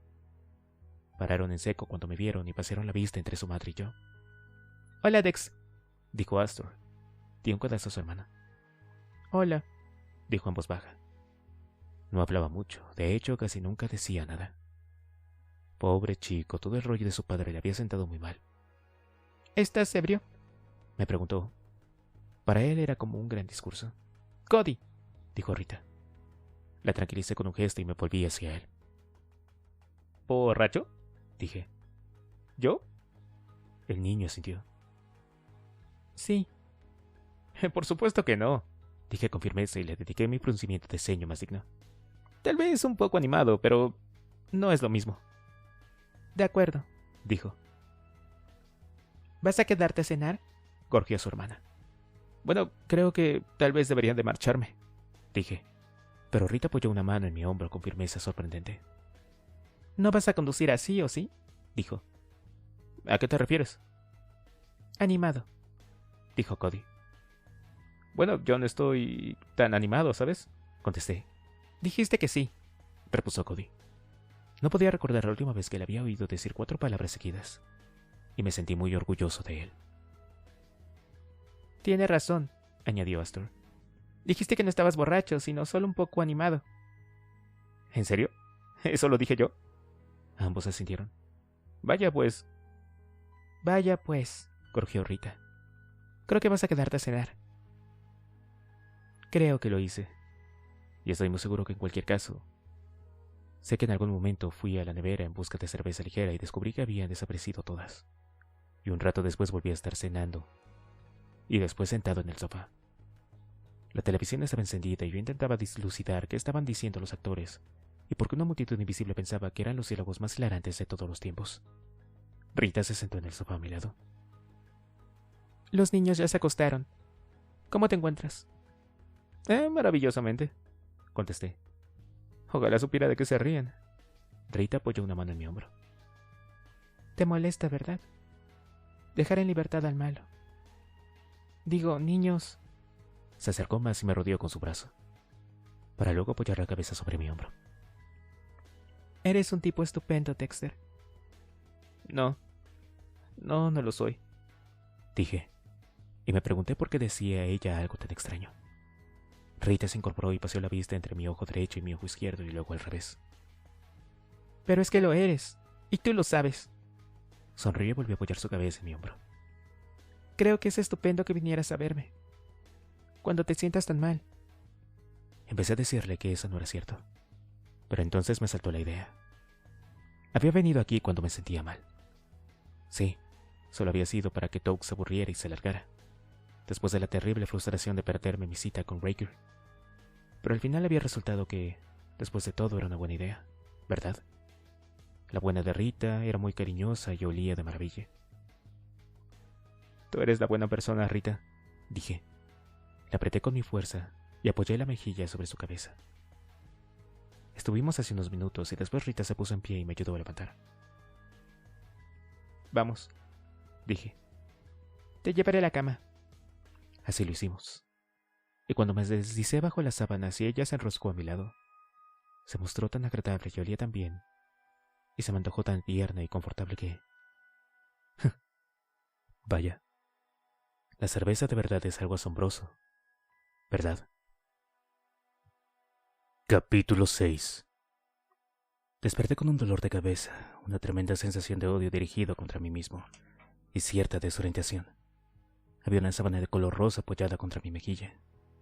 Mis sábanas, las sábanas con las que despierto cada día en mi cama individual, no eran de color rosa y no olían así. Este colchón parecía demasiado espacioso para mi modesta cama. Y la verdad, estaba muy seguro de que esto no era producto de mi dolor de cabeza. Buenos días, dijo una voz procedente más o menos de mis pies. Volví la cabeza y vi a Rita delante de la cama mirándome con una sonrisa de felicidad. Dije, con una voz que sonó como el graznido de un sapo y torturó mi cabeza todavía más. Pero al parecer era un tipo de dolor divertido porque la sonrisa de Rita se ensanchó. Sí, eso pensaba yo. Deja traerte una aspirina. Se inclinó hacia adelante y masajeó mi pierna. Dijo. Y luego dio media vuelta y desapareció en el cuarto de baño. Me incorporé. Puede que fuera un error de estrategia porque el dolor de cabeza se intensificó. Cerré los ojos, respiré hondo y esperé mi aspirina. Iba a costarme un poco acostumbrarme a esta vida normal. Pero lo curioso es que no fue así. Descubrí que, si me limitaba a 1 o 2 cervezas, podía relajarme lo suficiente para difundirme en el funda del sofá. Por eso, varias noches a la semana, siempre con el fiel sargento Doakes en el retrovisor, me dejaba caer por casa de Rita desde el trabajo. Jugaba con Cody y Astor y me sentaba con Rita después de que acostara a los niños. A eso de las 10 me dirigí hacia la puerta. Rita parecía esperar un beso cuando me iba, de modo que me las arreglaba para besarle la puerta abierta, con el fin de que Doakes pudiera verme. Utilizaba toda la técnica que había recopilado de las muchas películas vistas y Rita respondía de buena gana. Me gustó la rutina y me adapté a esta nueva, hasta el punto que casi empecé a creérmela. Era tan aburrida que conseguí dormir a mi verdadero yo. Desde muy lejos, en el asiento del trasero del rincón más oscuro de Dexterlandia, podía oír roncar suavemente al pasajero oscuro, lo cual era un poco aterrador y logró que me sintiera una pizca solo por primera vez de incomodidad. Pero mantuve el rumbo y me convertí en un pequeño juego con mis visitas a Rita para ver hasta dónde podía llegar, a sabiendas de que Doakes estaba vigilando y con suerte, quizás empezara a dudar. Llevaba flores, caramelos y pizzas. Besaba a Rita con más descaro en el marco de la puerta abierta, para que Doakes lo pudiera ver bien. Sabía que era una exhibición ridícula, pero era la única arma con la que contaba. Doakes me siguió durante días interminables. Sus apariciones eran imprescindibles, lo cual le convertía en alguna amenaza vital todavía. Nunca sabía dónde o cuándo aparecería, y eso me producía la sensación de que siempre estaba presente. Si iba a la verdulería, Doakes estaba esperando al lado del brócoli. Si salía en bicicleta a White Collar Road, en algún momento del paseo veía el Taurus marrón aparcado bajo un banano. Podía pasar un día sin que pudiera ver a Doakes, pero yo lo sentía cerca, dando vueltas en la dirección del viento y esperando, y no me atrevía a confiar en que se hubiera rendido. Si no lo veía, estaba escondido o aguardando el momento de hacer otra aparición sorpresa.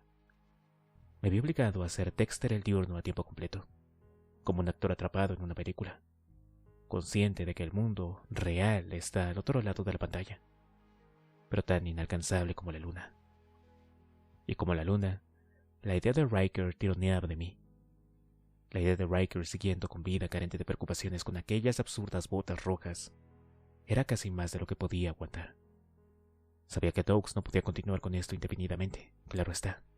Al fin y al cabo recibía una buena paga de los habitantes de Miami por llevar a cabo un trabajo, y de vez en cuando tenía que hacerlo. No obstante, Doakes comprendía la marea alta interior que me azotaba, y sabía que si mantenía la presión el tiempo suficiente, el disfraz se caería. Tenía que caerse, porque los fríos susurros procedentes del asiento trasero eran cada vez más perentorios. De modo que nos sosteníamos en equilibrio sobre el filo de una navaja que, por desgracia, solo era metafórica. Tarde o temprano tenía que ser yo, pero hasta entonces vería muchísimo a Rita. No le llegaba la suela de los zapatos a mi viejo amor. El oscuro pasajero, pero yo necesitaba mi identidad secreta. Y hasta que escapara de Doakes, Rita era mi capa, mis mallas rojas, mi cinturón de utilería, casi todo el disfraz. Muy bien.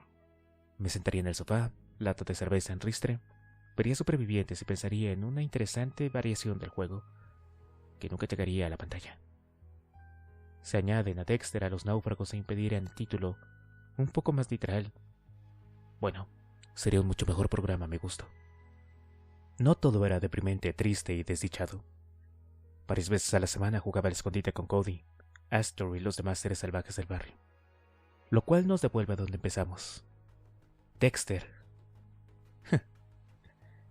El simple y tonto Dexter. El desarbolado. Incapaz de gobernar su vida normal. Anclado a una pandilla de niños. Y las noches que llovía nos quedábamos dentro alrededor de la mesa del comedor, mientras Rita se atareaba con la lavadora, lavaba los platos y perfeccionaba la dicha doméstica de su nidito. Hay pocos juegos de mesa que se pueden jugar con niños de tan tierna edad y a espíritu herido como Cody y Astor. La mayoría les resultaban carentes de interés o incomprensibles, y demasiados juegos de cartas parecían requerir una ingenuidad desafanada que ni siquiera yo era capaz de fingir de manera convincente. Al final acertamos con el ahorcado, educativo, creativo y levemente homicida, lo cual hizo feliz a todo el mundo, incluida a Rita.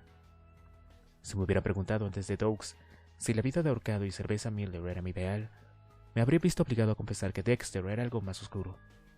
Pero a medida que se acumulaban los días y me introducía más en la realidad de mi disfraz, tuve que preguntarme, ¿de verdad me estaba disgustando la vida del señor inquilino suburbano un poco demasiado? De todos modos, era muy consolador ver el celo depredador que Cody y Astor empleaban a veces con algo tan inofensivo como el ahorcado.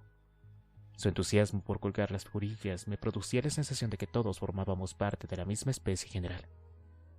Cuando mataban alegremente a sus anónimos ahorcados, sentía cierto parentesco. Astor aprendió pronto a dibujar las orcas y las rayas para las palabras. Era mucho más verbal al respecto, por supuesto. 7 letras, decía, y después se pellizcaba el labio superior y añadía: «Espera, 6». Cuando Cody y yo nos equivocábamos al adivinar, pegaba un bote y gritaba: «¡Un brazo!». Cody la miraba impetérrito, y después bajaba la vista hacia la pequeña figura que colgaba de su lazo. Cuando era su turno y nos equivocábamos, decía con voz suave: «¡Pierna!», y nos miraba con una expresión que casi podría podido ser de triunfo en alguien que demostraba emociones. Y cuando la línea de rayas que había debajo de las orcas se llenaban por fin con la palabra, ambos miraban al ahorcado con satisfacción. Y Cody llegó a decir 1 o 2 veces: «Muerto», antes de que Astor se pusiera a dar saltitos y dijera: «Otra vez, Dexter, mi turno». Todo muy idílico, nuestra familia perfecta compuesta por Rita, los niños y monstruo hacen 4.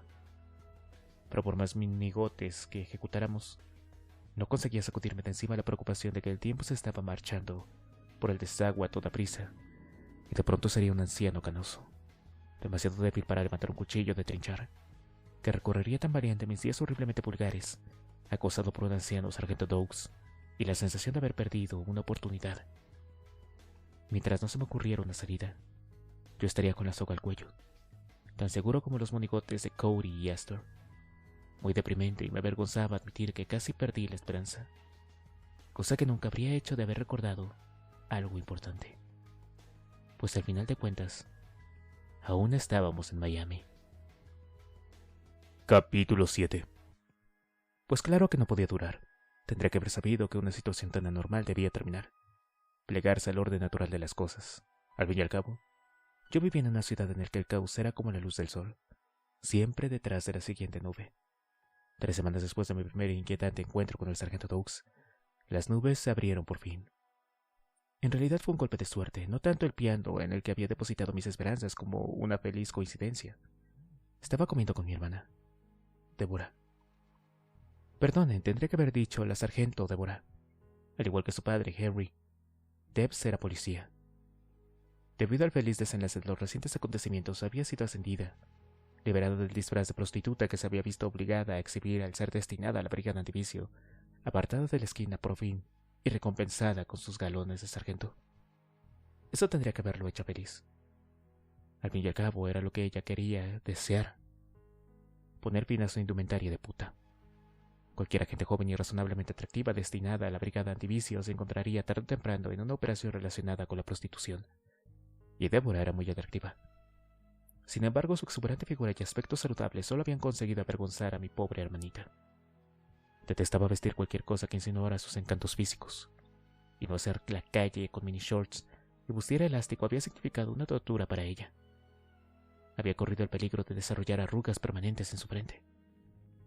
Como soy un monstruo inhumano, tiendo a ser más lógico, y había pensado que su nuevo destino daría fin a su martirio como Nuestra Señora del Perpetuo Mal Humor.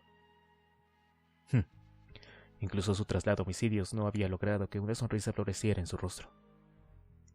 En algún momento había decidido que los agentes de la ley serios debían moldear sus caras hasta que parecieran grandes peces mezquinos, y aún se estaba esforzando en lograrlo.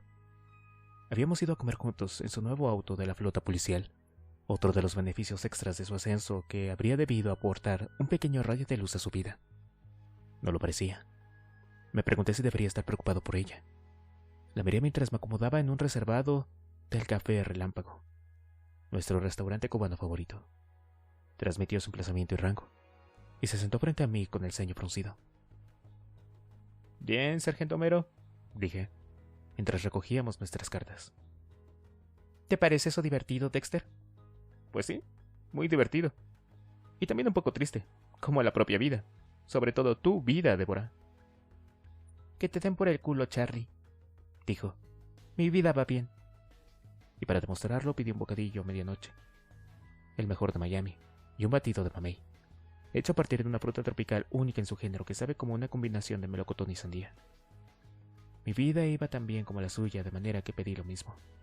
Como somos clientes habituales casi de toda la vida, el camarero envejecido y sin afeitar nos arrebató las cartas con un careto que podría podido ser el modelo de la del Deborah.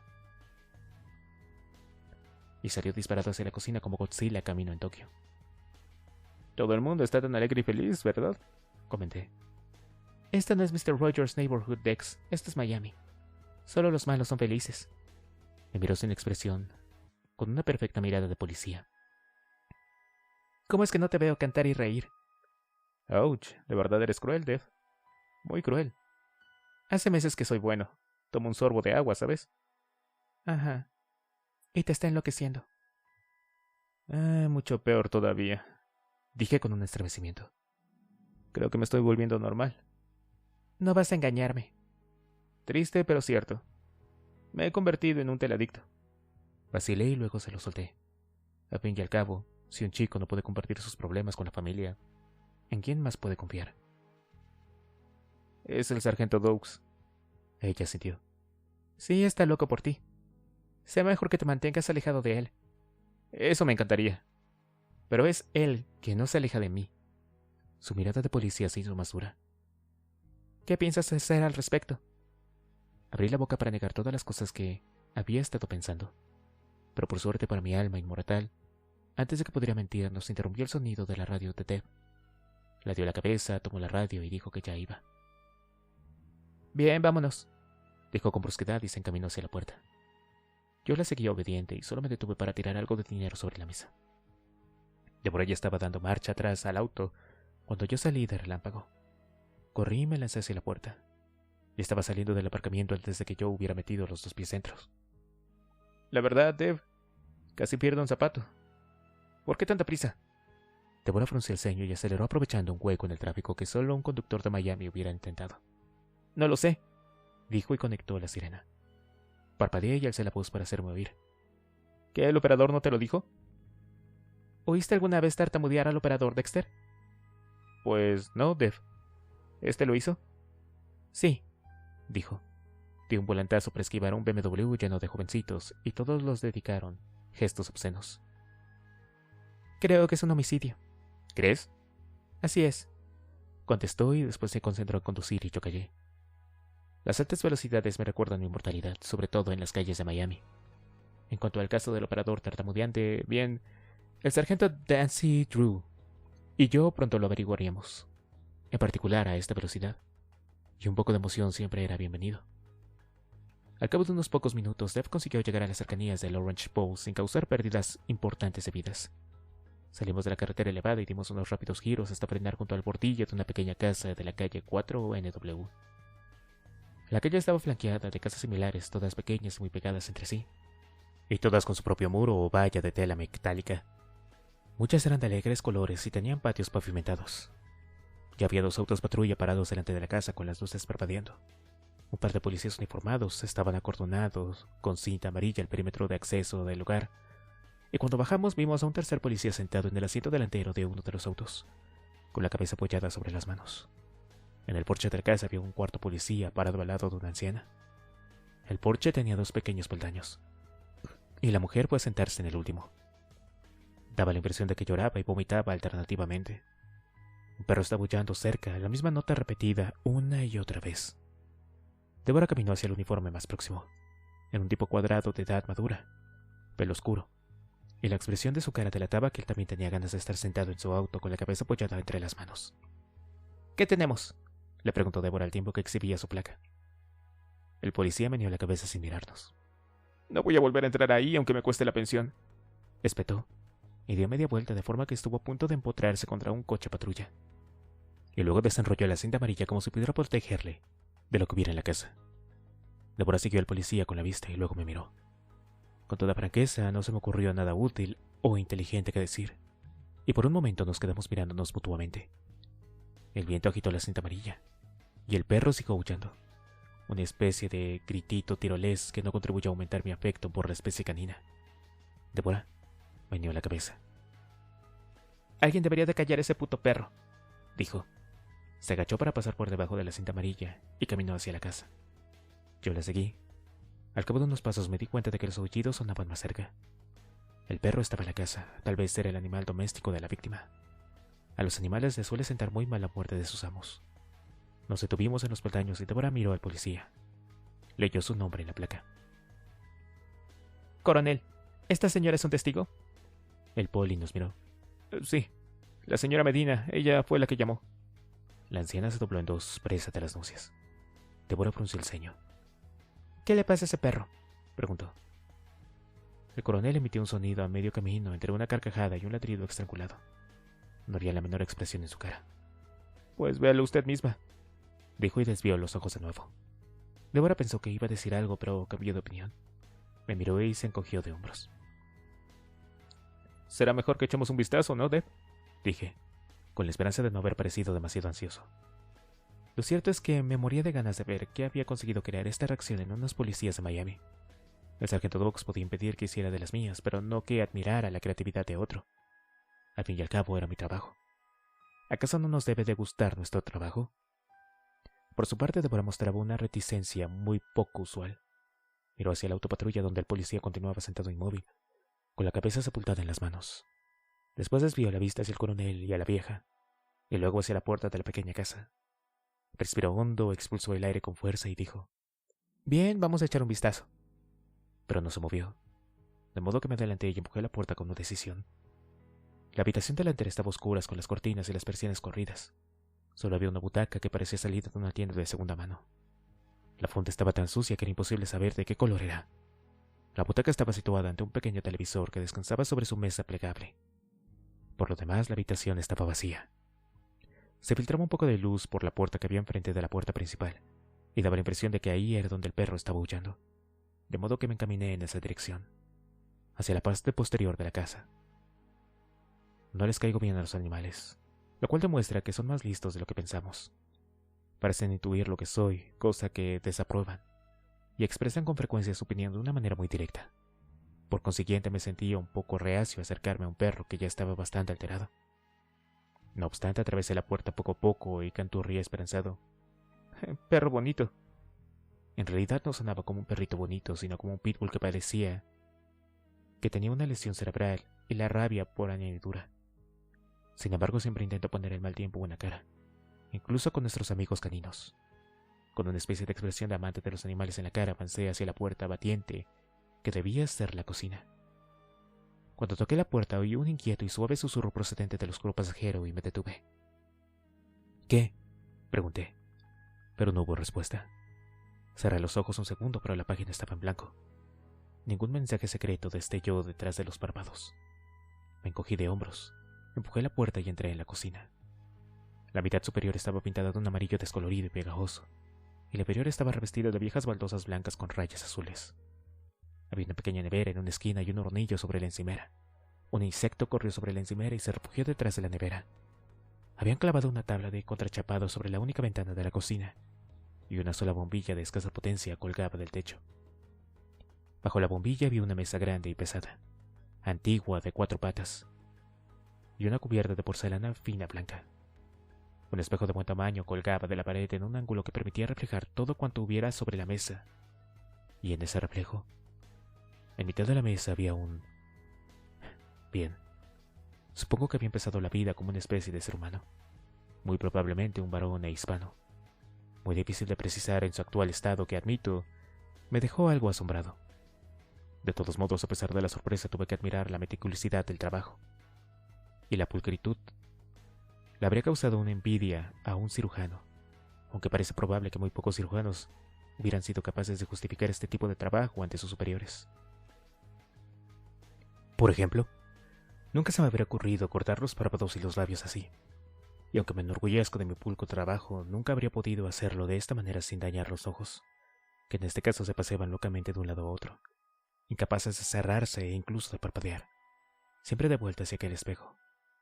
Una corazonada, pero intuí que habían dejado los párpados para el final, mucho después de que la nariz y las orejas hubieran sido mutiladas con tanta pulcritud.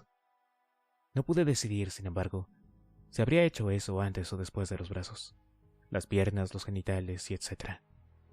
Una serie de elecciones difíciles, pero a juzgar por el aspecto del acabado, todo se había hecho con precisión, incluso expertamente por alguien que tenía mucha práctica. Para que luego hablen de la cirugía estética, esto sí que era cirugía. No había hemorragia, ni siquiera en la boca, de la que se habían cortado los labios y la lengua. Incluso los dientes habían sido extraídos. Era forzoso admirar esa meticulosidad asombrosa. Todos los cortes se habían suturado de manera profesional. Un vendaje blanco se había aplicado en cada hombro. De los que antes habían colgado un brazo y el resto de los cortes ya habían cicatrizado, tal como uno desearía encontrar en el mejor de los hospitales. Habían rebanado todo cuanto colgaba del cuerpo. No quedaba nada más que una cabeza desnuda, sin rasgos distintivos, sujeta a un cuerpo sin aditamentos. No podía imaginar cómo era posible hacer esto sin matar al paciente, y no entendía el motivo del trabajo. Revelaba una crueldad que llevaba a uno a preguntarse si el universo era una idea tan buena. Perdonen si esto suena un poco hipócrita, procedente de Dexter, el matarrife. Pero sé muy bien lo que soy y no tiene nada que ver con esto. Hago lo que el pasajero oscuro considera necesario a alguien que lo merece de verdad, y siempre acaba con la muerte, lo cual la cosa que había sobre la mesa consideraría, sin duda, una bendición. Pero hacer esto es con tanta paciencia y cuidado, y dejarlo vivo delante de un espejo. Experimenté cierta sensación de asombro, sombrío, como si por primera vez mi oscuro pasajero se sintiera un poco insignificante. La cosa de la mesa no parecía reparar en mi presencia. Continuó emitiendo aquel sonido de perro demente, sin cesar, la misma horrible nota temblorosa una y otra vez. Oí que Deb se paraba detrás de mí. Dios, ¿qué es esto? Bueno, no lo sé, Dije. pero al menos sabemos con certeza de que no es un perro.